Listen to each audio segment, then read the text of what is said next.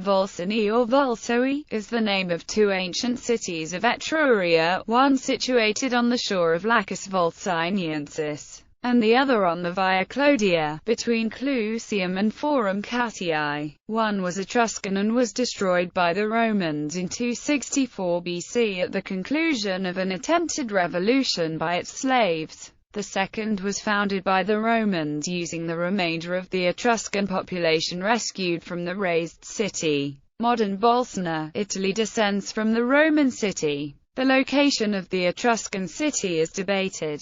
Orvieto is a strong candidate.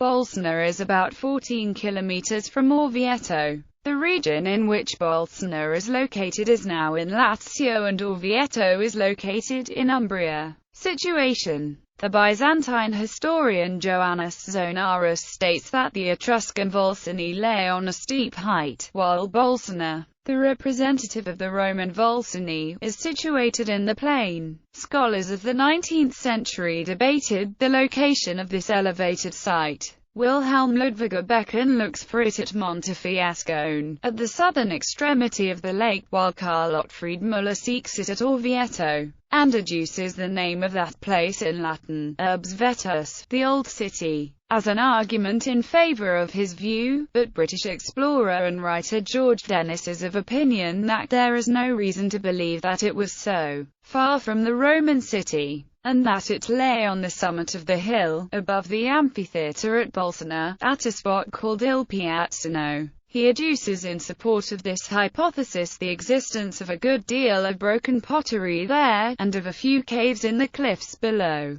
Bolsena is 6 kilometers from Montefiascone, and 14 kilometers from Orvieto. History. Volsinii Veterus. Etruscan Volsinii appears to have been one of the most powerful cities of Etruria, the cult center of the god Voltumna, and was doubtless one of the 12 which formed the Etruscan Confederation. As Volsinii is designated by Livian Valerius Maximus as one of the Capita Etrurii, it is described by Juvenal as seated among well-wooded hills. Volsinii first appears in history after the fall of Veii. The Volsinienses, in conjunction with the Salpinates, taking advantage of a famine and pestilence which had desolated Rome, made incursions into the Roman territory in 391 BC. They were defeated. 8,000 were made prisoners, but they purchased a 20 years truce on condition of restoring the booty they had taken, and furnishing the pay of the Roman army for a year. They appear next in 310 BC, when, in common with the rest of the Etruscan cities, except Arretium, they took part in the siege of Sutrium, a city in alliance with Rome. This war was terminated by the defeat of the Etruscans at the First Battle of Lake Fidemo, a major shock to their power. 3 years afterwards, the consul Publius Decius Mus captured several of the Volsinian fortresses.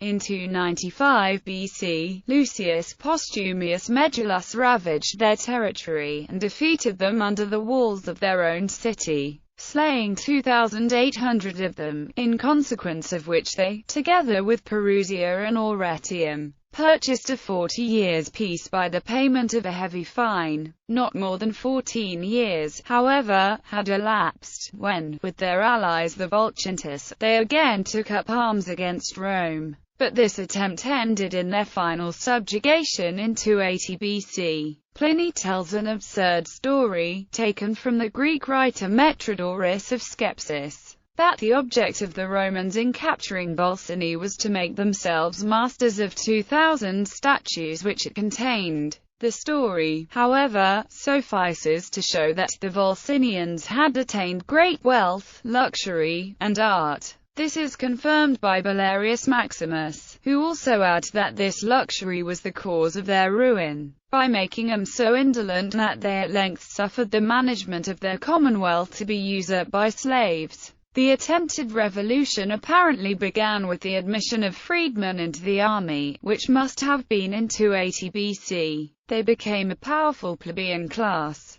Subsequently they were allowed members in the Senate and to hold public offices. They seem to have acquired majorities, using them to shape the law. Other slaves were set free. They gave themselves all the privileges formerly reserved to the Etruscans, such as the rights of intermarriage and inheritance, and aggressively insisted on them against the will of the Etruscan patrician class. There were complaints of rape and robbery. When the Revolutionary Party began to pass laws limiting patrician political activity, the Lucumans sent a clandestine embassy to Rome in 265 BC, asking for military assistance. On their return they were executed for treason, but shortly a Roman army arrived to lay siege to the town. The subsequent conflict was intense. The consul and commanding general, Quintus Fabius Gerges, was a casualty. A year later his successor, Marcus Fulvius Flaccus, receiving the surrender of the town through its starvation, razed it and executed the leaders of the plebeian party. The first display of gladiators at Rome in 264 is believed to have featured now captive freedmen from Volsinii. The Romans rescued and restored the remaining Etruscans of Volsinii, but decided it was necessary to remove them from that location to a new city on the shore of Lake Volsinii. The new city had none of the natural defences of the old and was not in any way sovereign. The portable wealth from the old city was carried off to Rome. If the old city was in fact Orvieto, it cannot have remained unoccupied for long. However, it was never a threat to Rome again. The new city soon assimilated to Roman culture, including language. Volsinii Novi. The Romans, when they took Volsinii, razed the town, and compelled the inhabitants to migrate to another spot. This second, or Roman, Volsinii continued to exist under the empire. It was the birthplace of Sejanus, the minister and favorite of Tiberius. Juvenal alludes to this circumstance when he considers the fortunes of Sejanus as dependent on the favor of Nursia, or Norcia, an Etruscan goddess much worshipped at Volsinii, into whose temple there, as in that of Jupiter Capitolinus at Rome, a nail was annually driven to mark the years. According to Pliny, Volsinii was the scene of some supernatural occurrences. He records that lightning was drawn down from heaven by King Porsena to destroy a monster called Volta that was ravaging its territory. Even the commonplace invention of handmills, ascribed to this city, is embellished with the traditional prodigy that some of them turned by themselves. Indeed, in the whole intercourse of the Romans with the Etruscans, we see the ignorant wonder excited by a cultivated people in their semi-barbarous conquerors.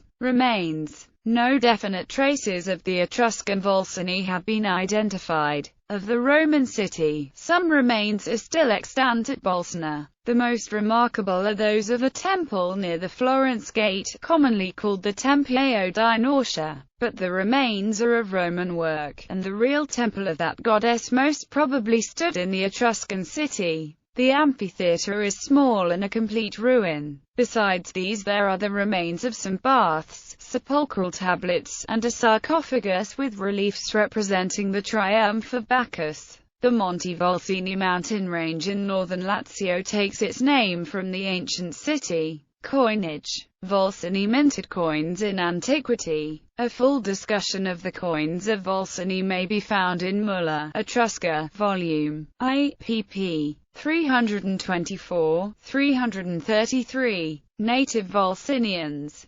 Sejanus, Praetorian prefect under Tiberius. Musonius Rufus the Stoic. Aulus Cornelius Palma Frontonianus, Roman statesman.